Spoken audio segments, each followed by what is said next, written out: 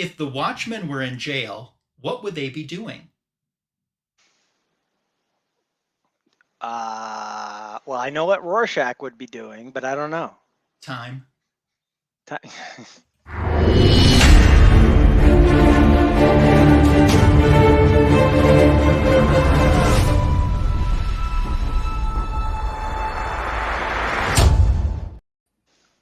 It's the greatest DC Comics show on YouTube. It's called Fanboys Live the Retro Review, and we're so happy that you joined us tonight. I'm Ryan Magic Lasso, and I welcome Signature King Tony Fett. How are you doing? Good. How are you guys? I'm doing awesome. It's great to have you back Tony. with us. And hello to Comic Food 2814, our GLSF. How's it going, everyone? Yes. So good to see you all. Now that I'm not doing videos of my own anymore, Lasso, I'm bringing Green Lantern every Sunday night to your channel. Oh yeah, so you're going to be the home of Green Lantern. The Green Lantern stop. Yes, exactly. Every Sunday night. Yeah. So we apologize for no show last weekend. We had a few fathers here in our panel that decided they needed to treat the mothers very well for Mother's Day, and I'm sure that they did. But we're happy to be back with you, and later we'll be getting into our retro review with the Watchmen. There's a lot of DC Comics news going on, and Tony, I have some stuff down unless you're ready to kick off with something else. So Go ahead. I think the first thing that happened about 2 weeks ago, right when we were doing the show, so we didn't see it until afterwards, the DC Comics Style Guide facsimile has been officially announced, and this is something that fans have wanted for quite some time. So DC's come to an agreement with the company to do a facsimile of this. It's currently available for pre-order at $90. I think it's normally going to be $95. And it looks absolutely amazing. 384 pages, 165 plus image plates, soft touch laminated cover with spot varnish, and printed in Italy. Ooh. So, of course, we have those Garcia Lopez covers coming in July. This book will start shipping in August. So what is the Style Guide? So the Style Guide is, do you remember?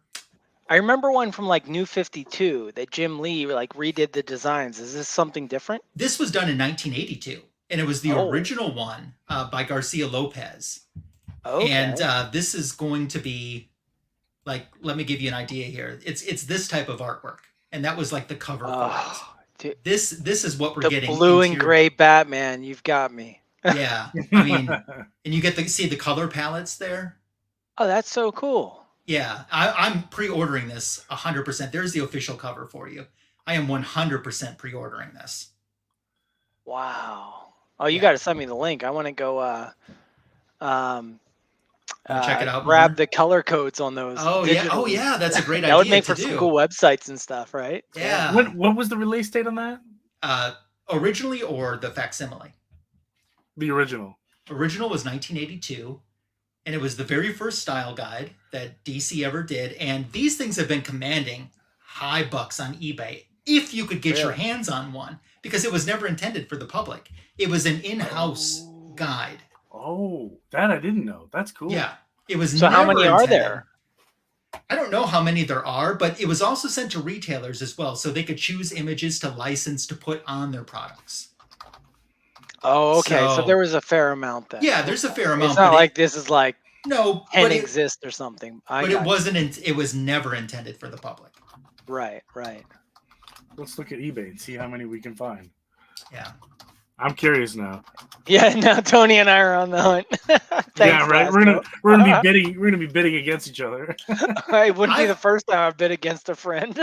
I've been looking at these things for a while, not lately, but several years ago, I was interested in one, and it always went beyond my budget. Wow. So the fact that I can get like a facsimile, yeah, not even any hesitation. It's like, yep, ordering it. Oh, might have if I could spell. No wonder why. And while we're doing news, I'll say hello to a few chatters who've stopped by. Our first is Kenneth Bird. I hope you're doing fantastic. And it's not Fanboys if you're not here with us, Kenneth. So we always appreciate you seeing you. Yeah. And I Collect a Lot is here too, another great friend of the show. So thank you for being here. Yeah. Right there. I still got his artwork hanging on my wall. Yeah, that's awesome. Let's make you bigger there. So there it is. Can I do it again? There it is. Right there. Right next to that picture of JFK Jr. Ah, that's Huey. It looks like JFK Jr. to me. Okay. Whoa, this is that's neat. Yeah, I found a few. Tony's but lost on eBay. none for sale, unfortunately. But looking at some past sales, looks like they sell for around $500 or more. Yeah. Wow. Yeah.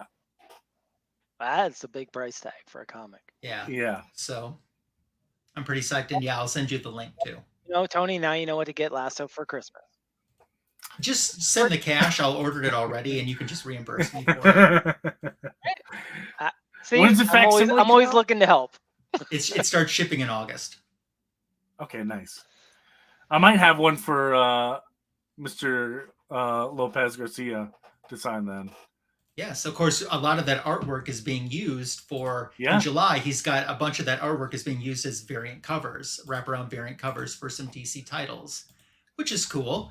And while we're talking about that, DC has announced what their August themed variant covers are going to be. And it's going to celebrate the 40th anniversary of the Superpowers collection.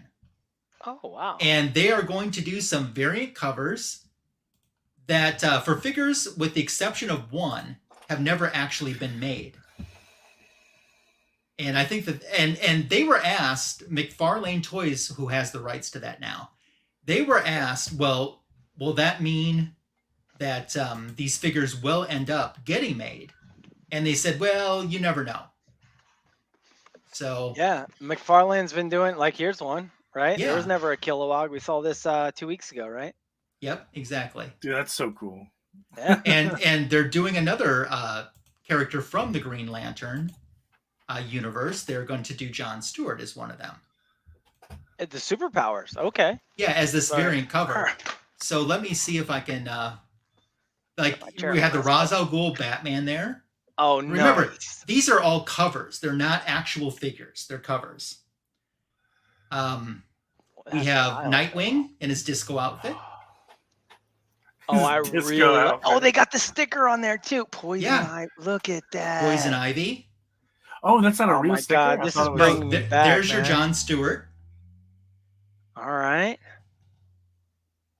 There's another link that I can click on to show the rest of them because I haven't shown you my favorite one yet. Here's another good one.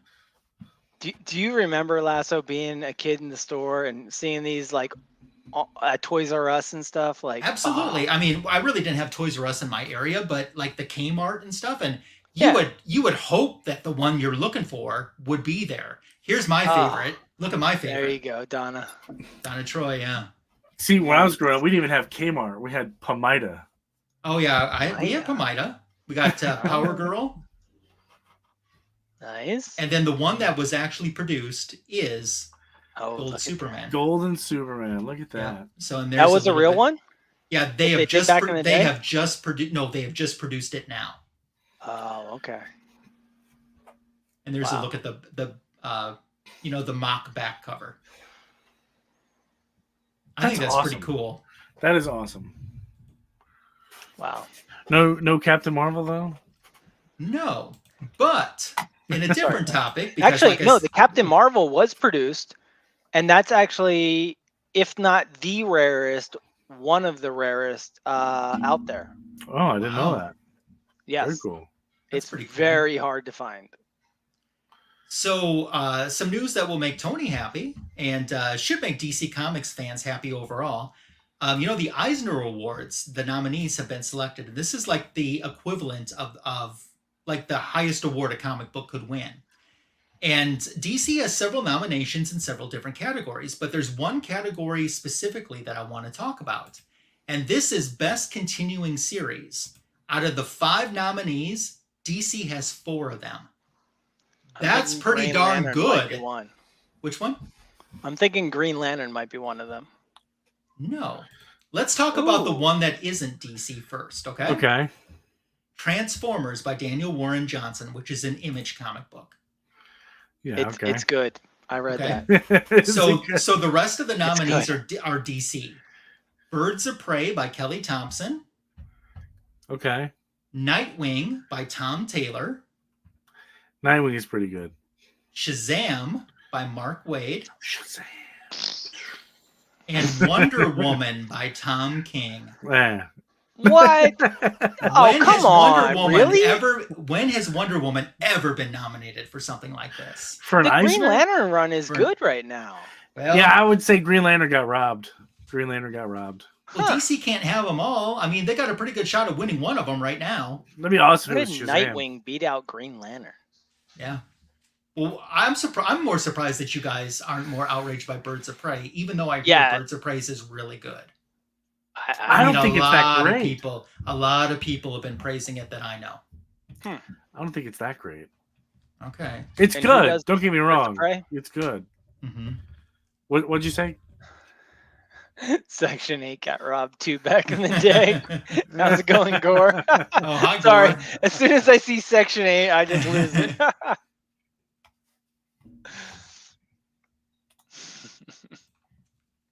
Yep. That is funny. So, some more things to talk about. And Tony, while I'm talking about this too, if you wouldn't mind at some point, I'm sure we're going to want to take our first look at that Superman suit. If you wouldn't mind bringing that up. But let's talk Superman. Superman. My Superman. Well, the image, I'm sure that's a news story you want to cover, right? Because we didn't last week because there was no show. Oh, yeah. Shoot, now I don't remember what it was. I have to find it. While you're looking, and we're talking Superman, one of the most iconic Superman comic books that is beloved by many is the all-new Collector's Edition 56. It's Superman versus Muhammad Ali. We even covered that on a Fanboys Live the Retro review. That is going to get its own facsimile, and it's going to be in the Treasury size. Look for that coming out on August 27th. There will be a foil variant for it as well, which is the one that I think that I'm going to get, even though I'm lucky enough to own an original. You're going to be getting the facsimile. I think I'm going to get the foil facsimile for that. Okay. And DC has some more facsimiles coming out. We have Police Comics #1, which is the first Plastic Man. That will be on August 7th. Cowabunga to White Tiger, who stopped by to see us. How's it going? Crisis on Infinite Earths 5 comes out 8/21. And House of Secrets #92 comes out on August 14th as a facsimile, which, of course, is the first Swamp Thing? First Swamp Thing. Very cool. That's a book I'd like to have. Yeah. Yeah. That'd be nice. I think everyone wouldn't mind a first Swamp Thing. I'll have to settle for my first John Constantine. Wouldn't that be nice? Isn't it great? It never gets old. No. Some more news. The 1977 New Adventures of Batman is now getting a complete Blu-ray release. And this is the first time that it's being issued on Blu-ray. These were 1977 cartoons that featured Adam West as the voice of Batman and Burt Ward as the voice of Robin. And the animated adventures, I think there were like 16 different ones where they faced criminals like the Joker, Penguin, Catwoman, Mr. Freeze. And I'm trying to think if this is the one that had the Pie Man in it, which was an original character that they created. I think it might be. But these are coming out on June 25th and will have an MSR of $29.98. Interesting.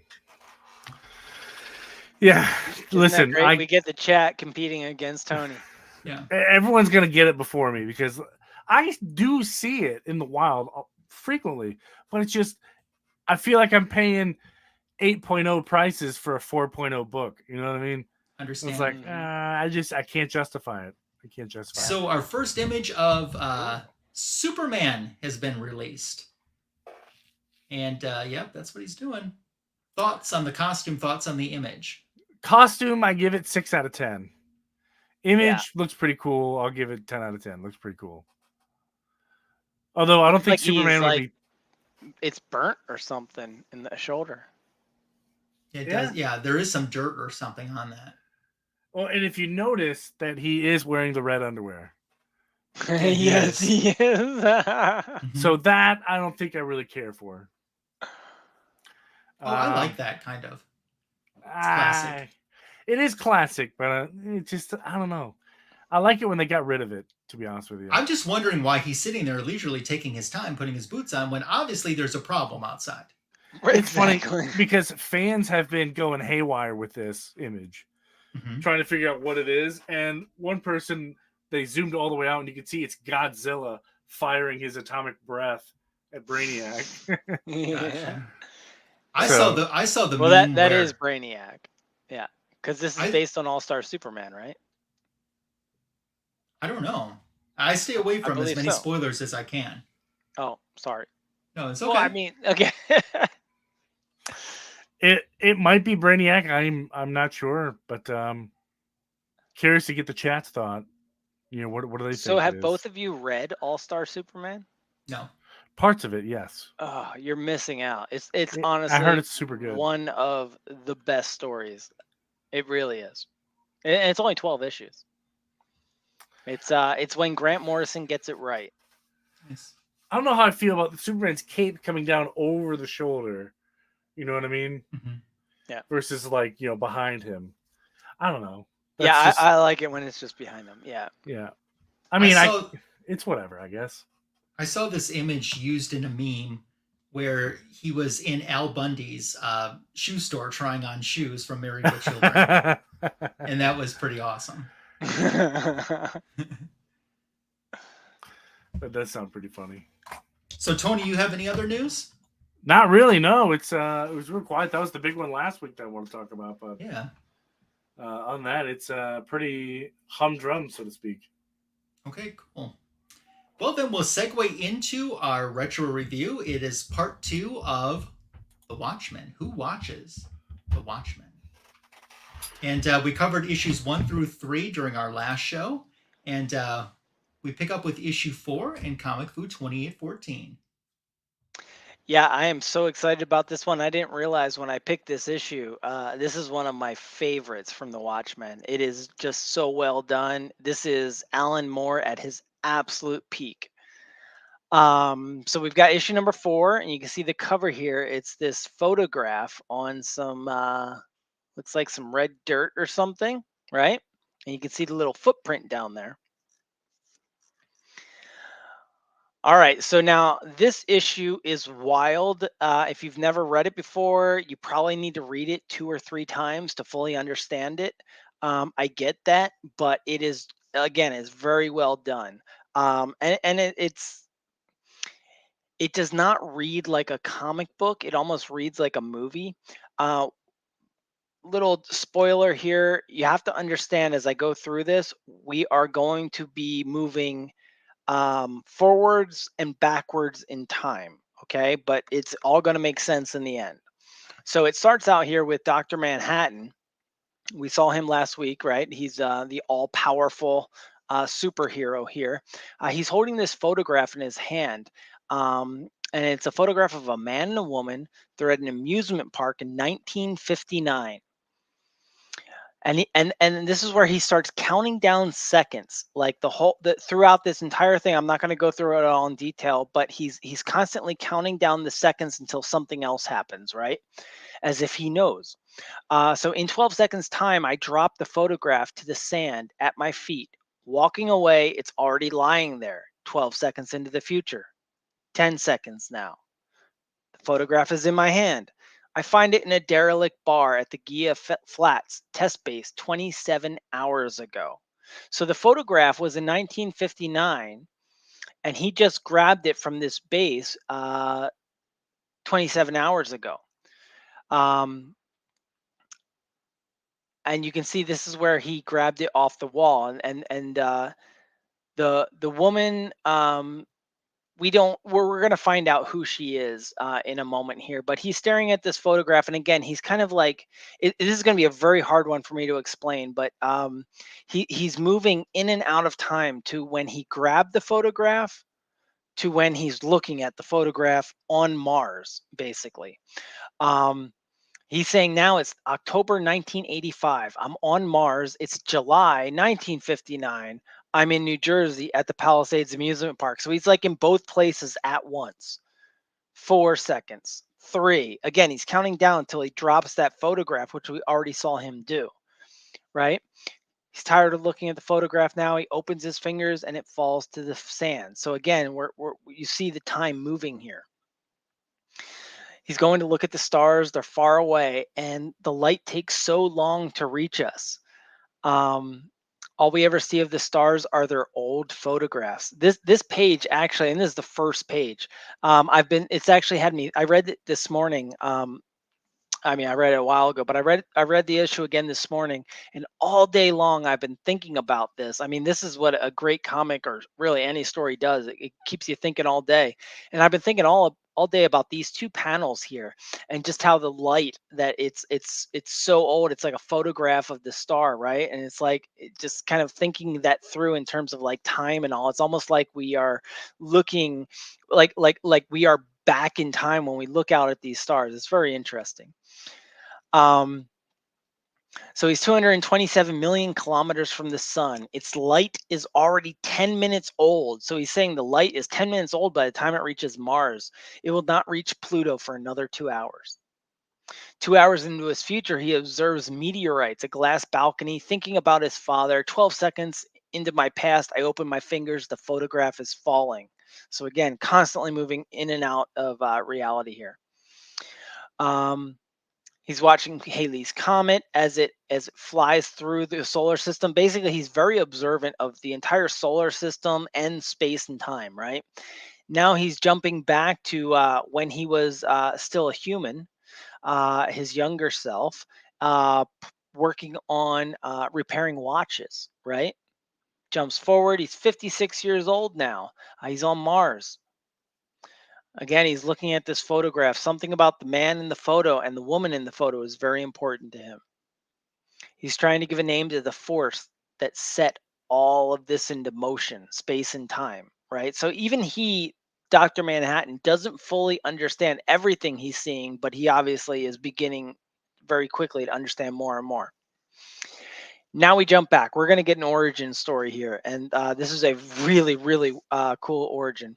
So this is the origin of Dr. Manhattan. So he's back in his human self. He's, I believe, he's 36 years old. It's 1945, and he's repairing watches. He learned to repair watches from his father, who was also a watch repair guy. And the atomic bomb has just been dropped on Hiroshima. And his father sees the news in the newspaper, and he realizes instantly there is no future for watchmakers if we have this kind of technology where we can split the atom, right? So he basically, his son here has been, Dr. Manhattan as a youth has been practicing, learning how to repair watches, and his father says, "No, you're not doing this anymore." He grabs up the watches and he dumps them off the balcony, and he says, "You need to go into atomic science. This is what the world is going to need. These watches are not going to carry you into the future." Kind of interesting.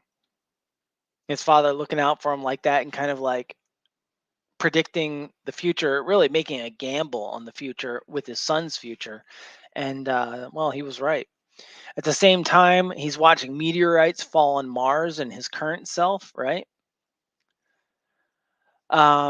We jump back in time again, 1959. Now he has taken his father's dream. He's moved into atomic sciences, and he's at this place for the government called the Gia Flats, and he's just being walked around the facility. It's his new job here. He's just kind of like just getting started, maybe a little bit above an intern, I guess, right? And they're talking about these experiments being done, and he comes across this this kind of like this room, this vault type thing, and he's like, "Hey, what is this?" He's like, "It's our test vault. It's when they're trying to separate objects from the intrinsic fields that bind them together, right? No radiation gets out. It's a very safe, concealed vault. But essentially, what they're trying to do is they're trying to split the contents inside, just break them of their kind of atomic bonds, if you will, right?" So anyway, they keep walking on, and he's like, "Here, let me show you the place we call the bestiary." And of course, it's the bar. That's where all their best work happens, where all the scientists are hanging out. And you can see here, he kind of like he can he's revisiting this place that he remembered from when he was younger, because he can like jump in and out of reality, of course.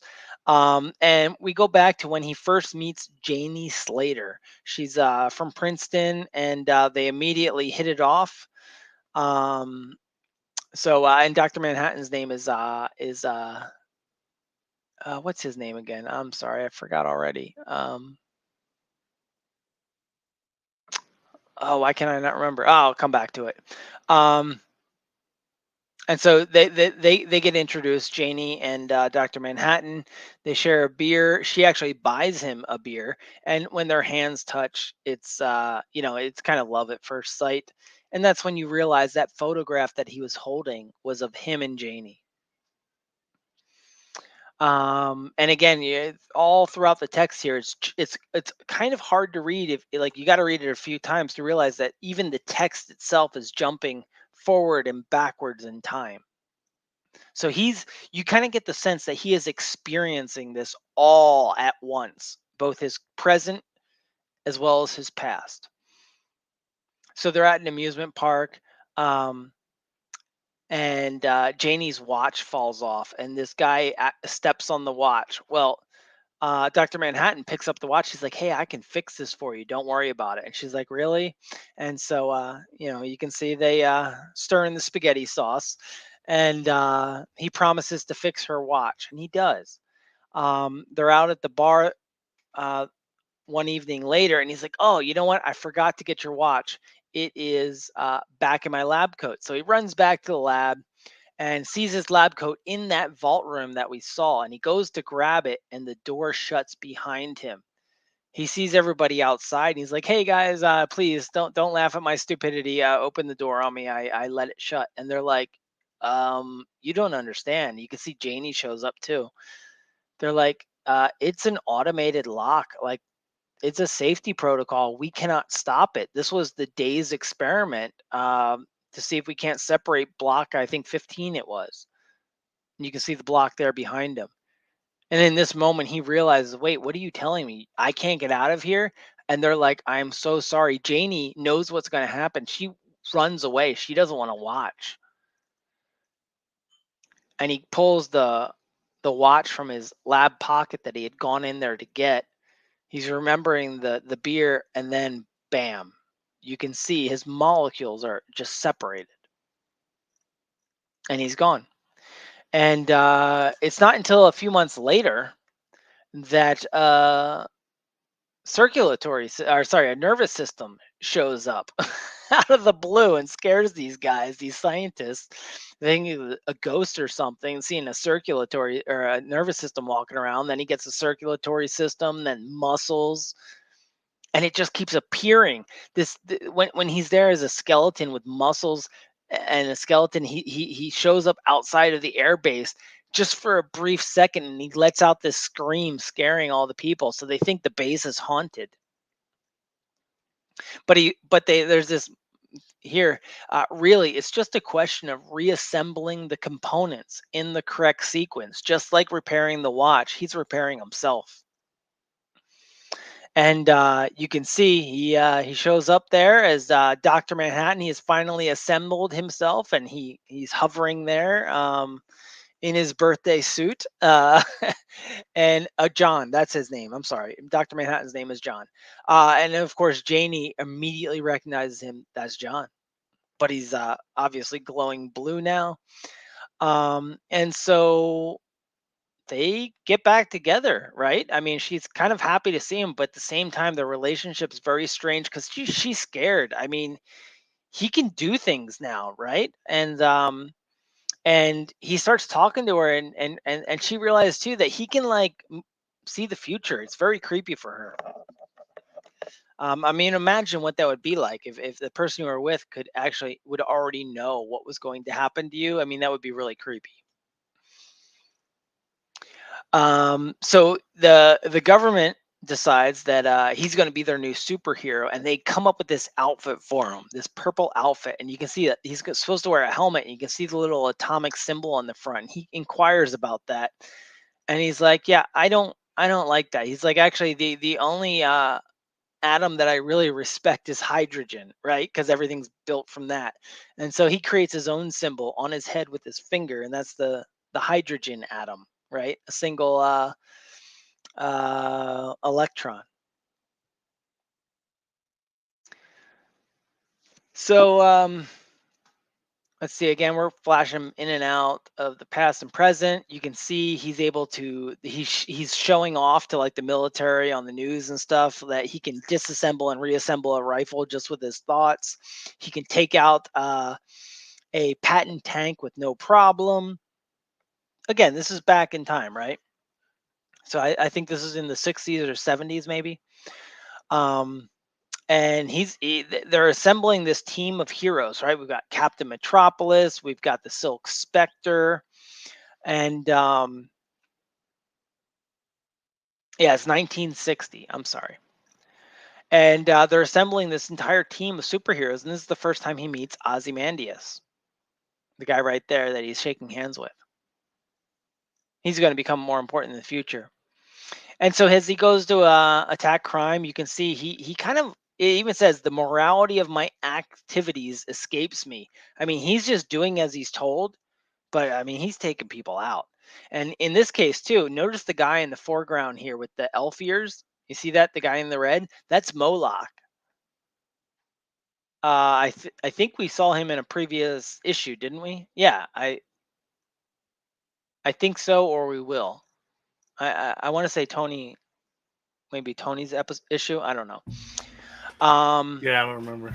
Okay, sorry. Maybe it's a future issue, but Moloch will come into in here. He's one of the villains. Shaking hands with John F. Kennedy. Kennedy's asking what it's like to be a superhero, and then he reflects on 2 years later he's gonna be shot dead. And so again, like even as he's meeting Kennedy, he knows already that he's gonna be assassinated. Here he's meeting the original Nite Owl. I'm just gonna go through a lot of this because we got a lot to get through here tonight. Yeah, and this is where Janie's like, "Wait a minute, you knew Kennedy was going to be shot, and you didn't do anything?" And he's like, "Look, it's already happening. It's all happening around me." And that's when she really starts freaking out over the fact that he knows what's going to happen and has the power to stop some of this, and he doesn't, right?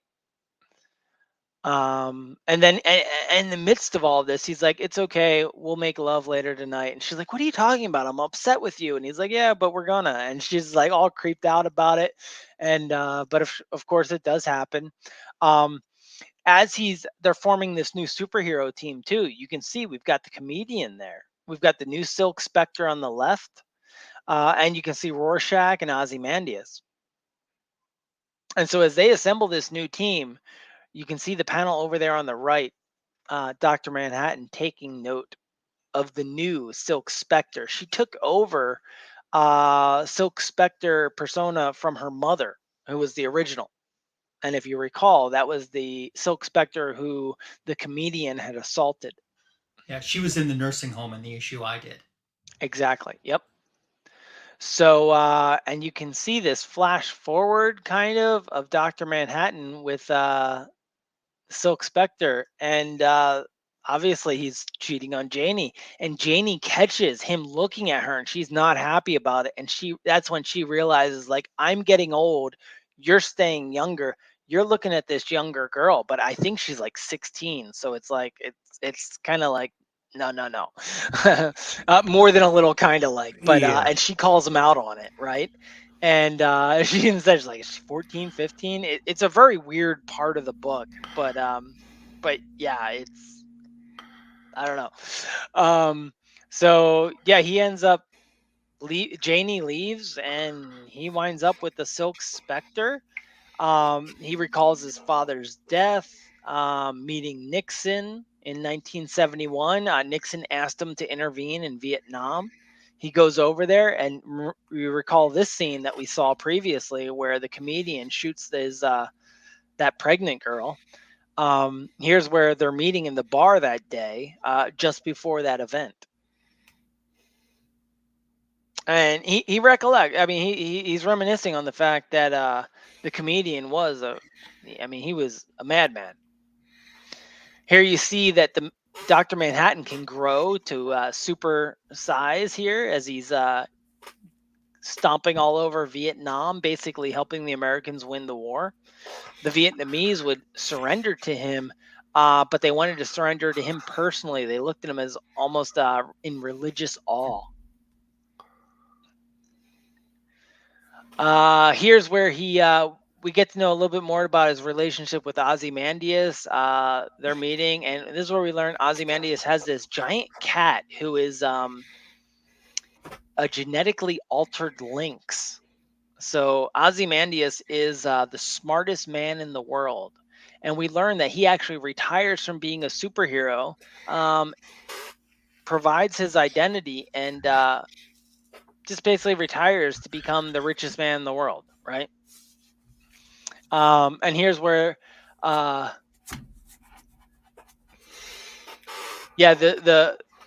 the protests about the Vietnam War and all, and they're upset with Dr. Manhattan for helping and all of this, and so he sends them home. He just blinks them home, and in doing so, actually, some people died of a heart attack when they suddenly appeared indoors when they were previously outdoors, and but he figures, well, it's better than what would have happened if they were to start a riot. So this is the event that causes the this new bill in Congress to be passed, which outlaws vigilantes.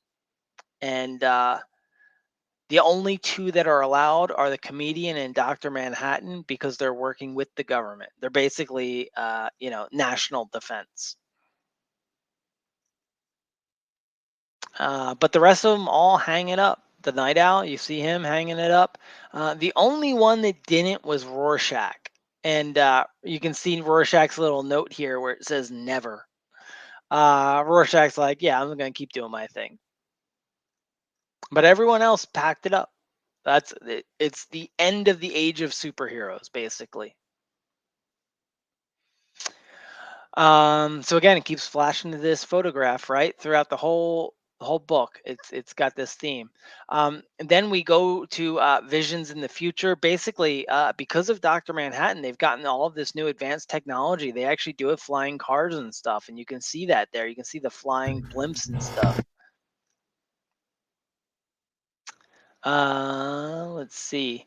I'm going to keep going through this fairly quickly. You can see even there on the right, the image that was an issue from the issue we read 2 weeks ago.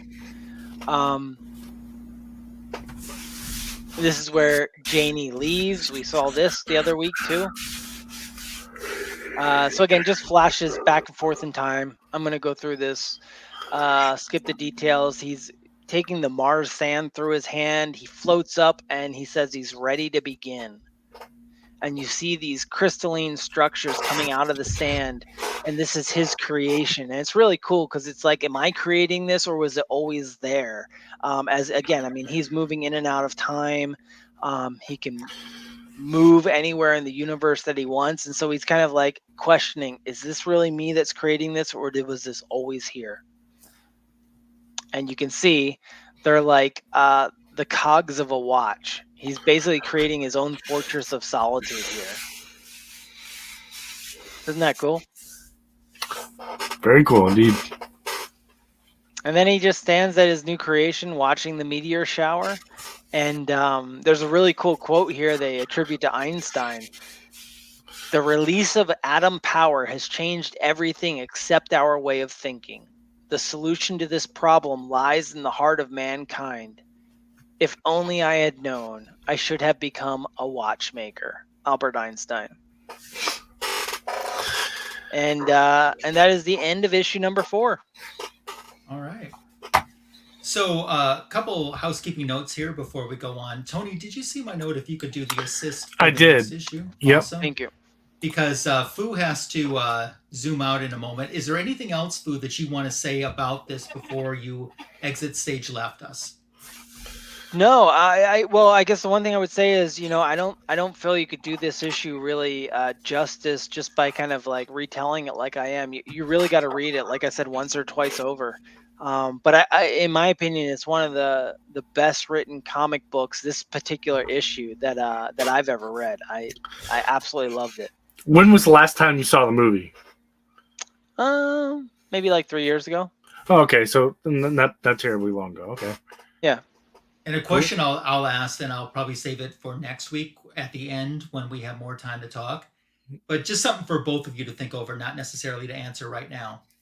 There's also a Watchmen limited series. I imagine it's the same thing as the movie, but slowed down. And if so, which is better? So think about that, and we'll discuss that in a future episode.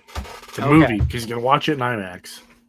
Now, Tony, so I am going to hop off here, but are you going to help Lasso through his issue? Yeah. Yes. Because you've read this before, right? It's been years, but yeah. I suspect what you're dealing with, Lasso, is you haven't realized yet, because you mentioned a boat. Yes. The pirate boat? That's the part that I'm having the problem with. Okay. I'm gonna give a small spoiler here to help Go for you. it. Thank you. That whole story is inside of a comic book that somebody is reading. Okay, that makes much more sense to me now, and where it's placed at. Yeah. That makes much more sense to me now. Thank you. Yes. In fact, the Watchmen movie is the main story, but you could have ordered at the time a Blu-ray that did not come out with the movie. It was separate, and that was the comic book story. It was animated, and I own it. It's fantastic. Okay, but thank yes, you. You have dueling stories going on. Okay, thank you, because I have about every other part of my book, and I'm lucky in my issue that we're about to do. I have several pages where there's not a lot of words, and there's a lot of action going on, which definitely helps me as being a noob when it comes to the Watchmen. So we'll jump into, first of all, I'll say thank you for joining us tonight, because I know that you're going to bolt. And as you bolt, thanks, I'll say hello to some folks that have entered the chat with us too. Super Take Russ care, 9000 is here. Next week. Yep, bye-bye. Super Russ 9000 is here, which is awesome. Seeking Superman, Glenn, thank you so much. Sean Franklin is back with us again tonight, which is always awesome to have Sean joining us too.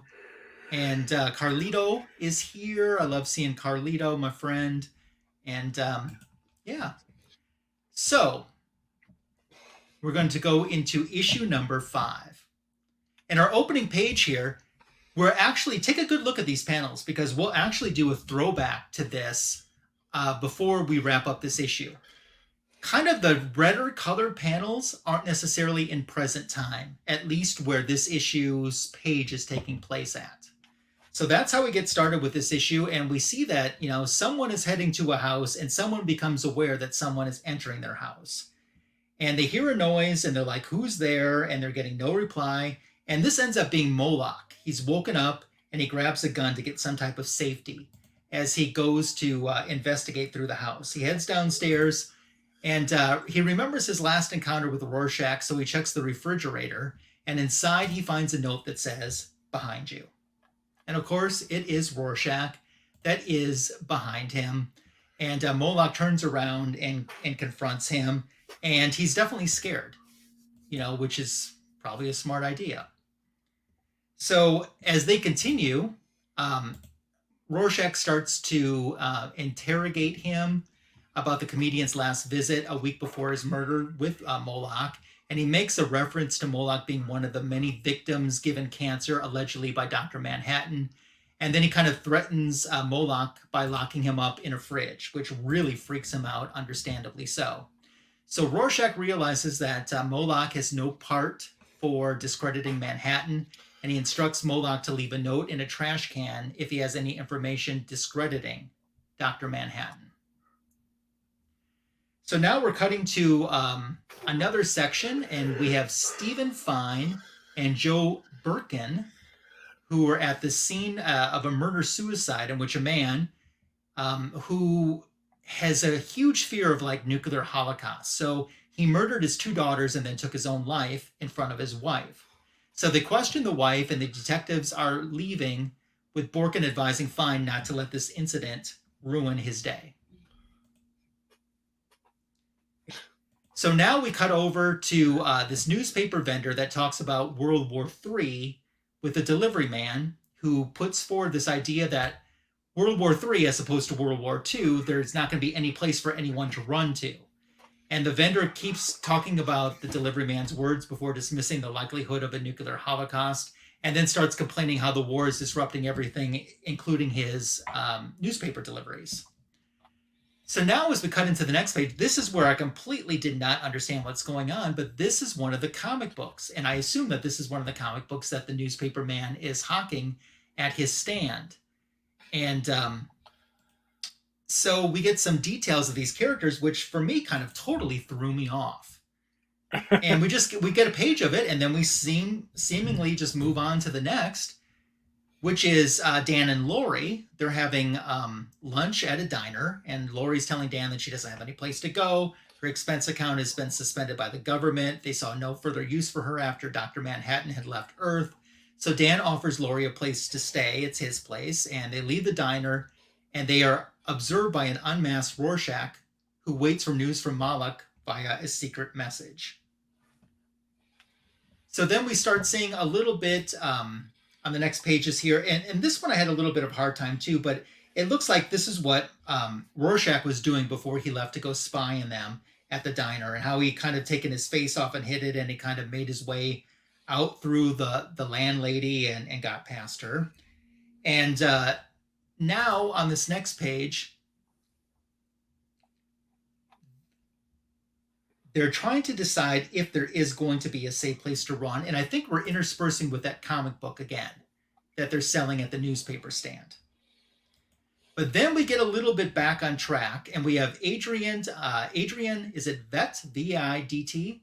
He's about to meet with representatives from a toy company. They're there to propose new characters for the Ozymandias line, and then he's walking with his secretary. And while that happens, this gunman attempts to shoot Veidt, but ends up accidentally, this big brawl takes place. And incidentally, as they're going through all of this, he ends up shooting his secretary. Veidt is able to subdue the gunman, who bites a suicide capsule to prevent Veidt from discovering who exactly sent him. So that's why we had several pages of this going on. Now we're cutting back again to the interior of that comic book, and a little bit, I believe, of the newspaper man and the vendors and his customers again. Like I said, for me, totally threw me off. We have Rorschach again with his little prequel before he headed on the diner to spy on the folks with his mask off. And then we get back to Dan and Laurie. They're back at his apartment. He shows her the room that she's going to be staying in. They start to get ready for bed, but it feels like there's something left unspoken between the two. Tony, I had the feeling that he really kind of wanted to stir the spaghetti sauce. But didn't get the opportunity to. Yeah. And, that's what kind of regretted. So here we're back again with the adventures that's going on inside this comic book with this big shark and everything. And we get a little bit more of the magazine vendor closing up a shop for that day. And then we jump back to another storyline. We're over at police headquarters with the detectives. We've got Fahn and Borkin. They're looking over evidence taken from the murder-suicide case. They're reflecting on the attempt that someone was trying to take Veidt's life that we showed earlier. Then they're trying to do paperwork on the Edward Blake murder, when they end up receiving a phone call from an anonymous person with a tip who tells them the whereabouts of Rorschach. And then, we're kind of left with that cliffhanger for a moment. So if you scroll back up just a touch, Tony, back up. Okay, stop. That takes us back, those panels there in the red, to our very first page. So we see where we were on the first page, we were flipping back and forth between the future and what is now the present. And we have Rorschach walking, and it looks like he's walking into the house because he's been tipped off, that Moloch wanted to see him. When he goes in and actually sees Moloch, he realizes that, he has a bullet in his head and he's dead. And it's a setup because the police detectives have surrounded the building and they're demanding Rorschach to come out and surrender. And Rorschach realizes that he's fallen into this trap and does what any good character would do. He tries to escape on the next page there. So as he's trying to escape, he subdues some SWAT members that have broken in there. A fire breaks out, and Rorschach jumps out of the window at the end on the bottom of the next page. So he lands on the ground, and he's on the street. He's immediately overwhelmed by police. He's unmasked, revealing to be the Doomsayer, who's been apparently appearing sporadically in the city. And that leaves us with our end quote from William Blake. Tiger, tiger, burning bright in the forest of the night. What a mortal hand or eye could frame thy fearful symmetry. And that brings us to the end of issue 5. Very cool. So let's head on over to 6. 6 is where I come into this mix and provide breathtaking commentary because it's essentially just Rorschach in prison. And, he's going through typical Rorschach tests. So we get a little bit of backstory here about Rorschach and, what he's all about. So he's hanging out with the psychiatrist. They're going through Rorschach drawings. He holds up one up that kind of reminds him of the time his mother brought home a client, so to speak. And they were conducting a business transaction in her bedroom. Did it involve spaghetti sauce? Pasta was involved. Okay. I don't know about spaghetti, but it's definitely pasta. But Rorschach, as a young boy, did interrupt that transaction. So, the mother was paid, but not what she was hoping to get. So his mom beats him and tells him, you can't do that. So he obviously that's traumatic for him, and he's going to remember it. And he saw Rorschach painting that reminded him of that. And he tells the doctor, "Hey, I'll see you tomorrow." And he's kind of reminiscing about all the times when he was a kid, like the time he was going somewhere and some punk kids stopped him and told him they couldn't. There's a toll in the hole, so they couldn't let him pass. So he got some, looks like maybe pizza or some kind of dessert smashed in his face. So a normal reaction, he grabbed the guy by his collar and put a cigarette out on his eye and then bit him in the face. So a normal human being reaction. And then the doctor is talking about Rorschach to his wife. The next day we show up. Rorschach is still talking to his psychiatrist. What's interesting about this conversation that they're having is every time they go and see a different Rorschach painting, Rorschach gives the same answer every time. I see pretty flowers. I see pretty flowers. And it's obviously he doesn't. And we cut here to him continuing to see all these Rorschach paintings, and he's obviously in the prison line. This is the classic scene from the movie. For those of you who have seen it, you know what I'm talking about. These guys are kind of hazing Rorschach, and one of them says, "Hey, I heard you're pretty famous. I'm not sure how you like this, but can I get an autograph?" And it's a prison shank.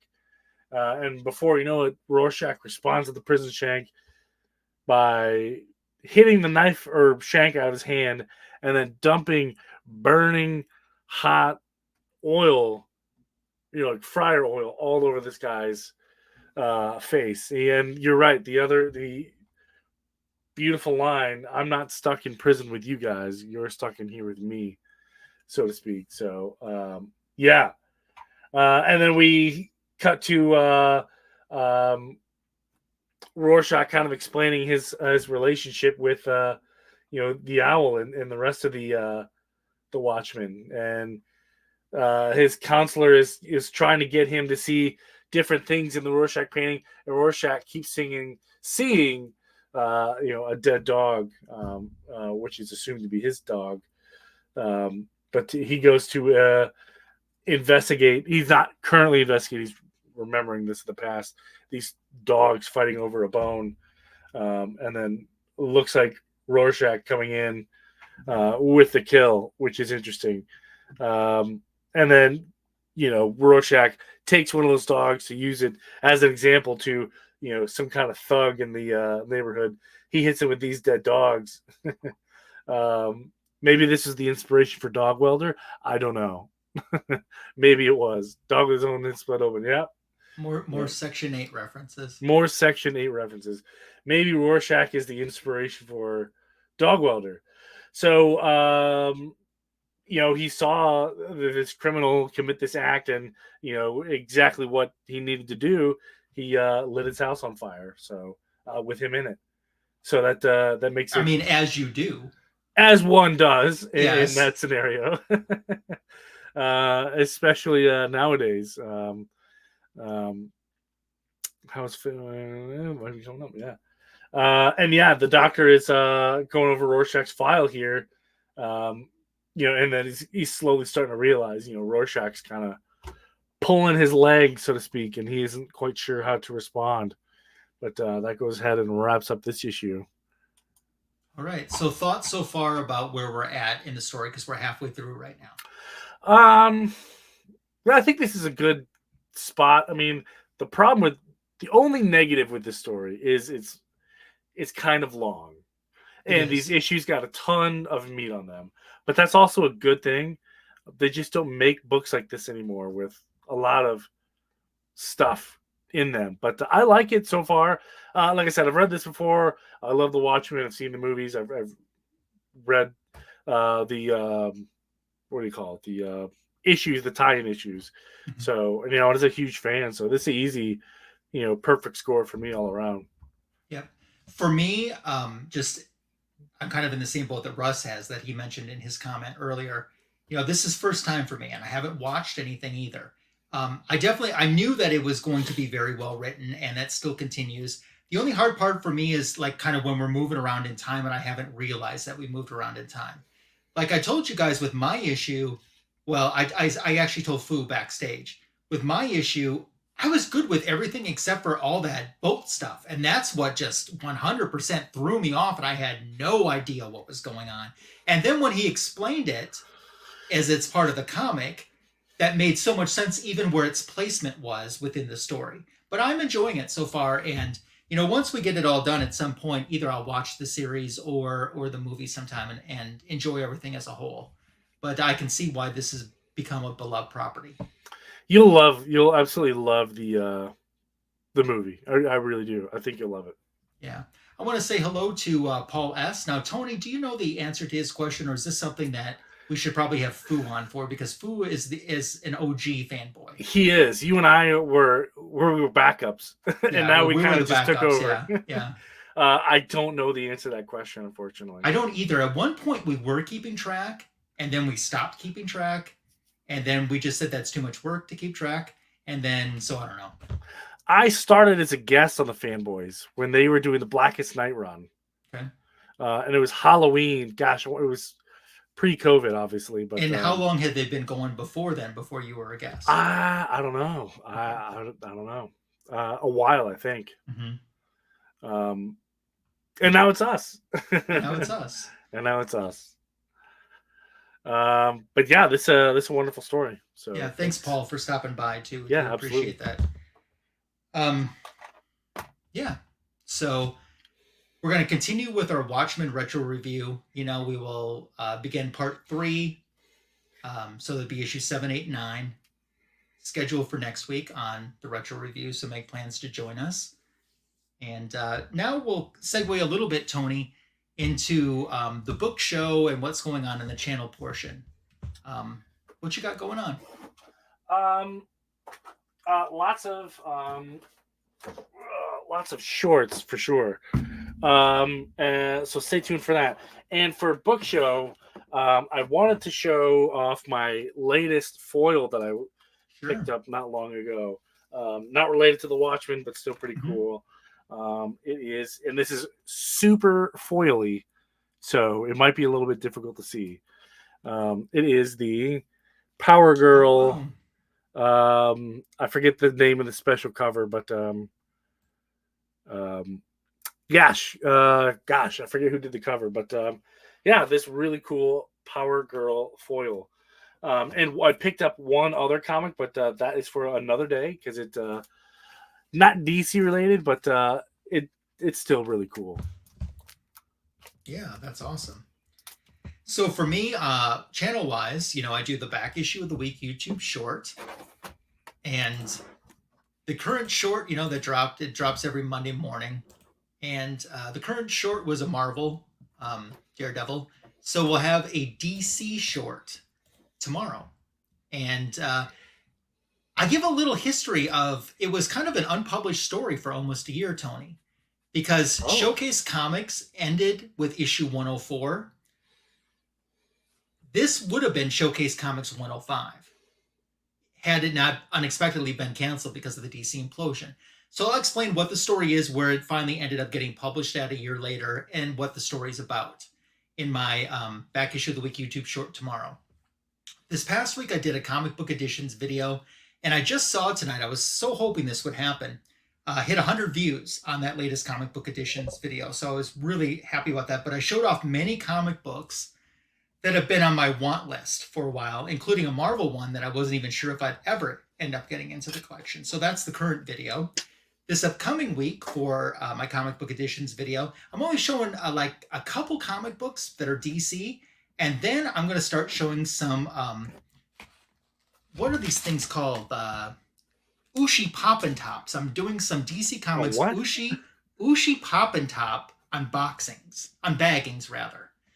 And of course, the goal is to try to get Wonder Woman. We'll see if I succeeded or not in the video on Tuesday that will be dropping on my channel. As for a book show, this is one of the ones that I showed in my latest comic book editions video. And it's one, Tony, that you commented on that you liked. I just showed it on Instagram today. Oh, it's such a beautiful cover. Yeah, this is the Ariel Diaz Zatanna number 15. This facsimile with this exclusive Ariel Diaz cover was an NYCC exclusive from this past fall's NYCC, so NYCC 2023. And I kind of saw this and I couldn't get the image out of my head, and I ended up just buying it. And I was so glad I did because the story was so good. Granted, she's not wearing this costume, which is the George Perez costume. And I just couldn't resist it. So... hey, thanks, Bobby. And so I thought that would be a good book show. Now, Paul had a question for you, Tony. What is the Batman book, third down, first row? Oh, 1, 2, 3. So that would be, this one is the Batman Who Laughs, Mike Mayhew Ultimate Edition, limited to 250. And I got, one of them, CBCS 9.8. First appearance of the Grim Knight.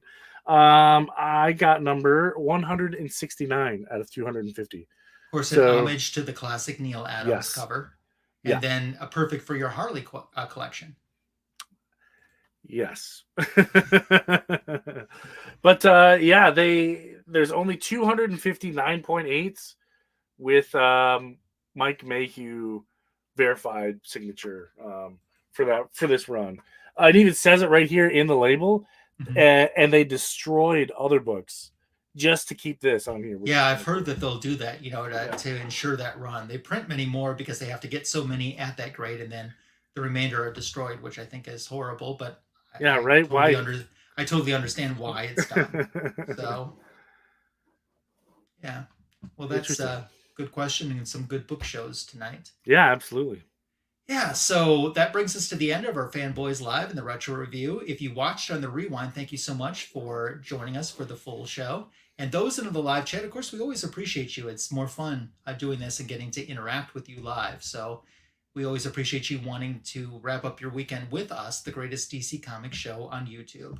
More Watchmen as the Retro Review continues next week. We will see you then. Until then, take care and have a great week. Bye. Peace.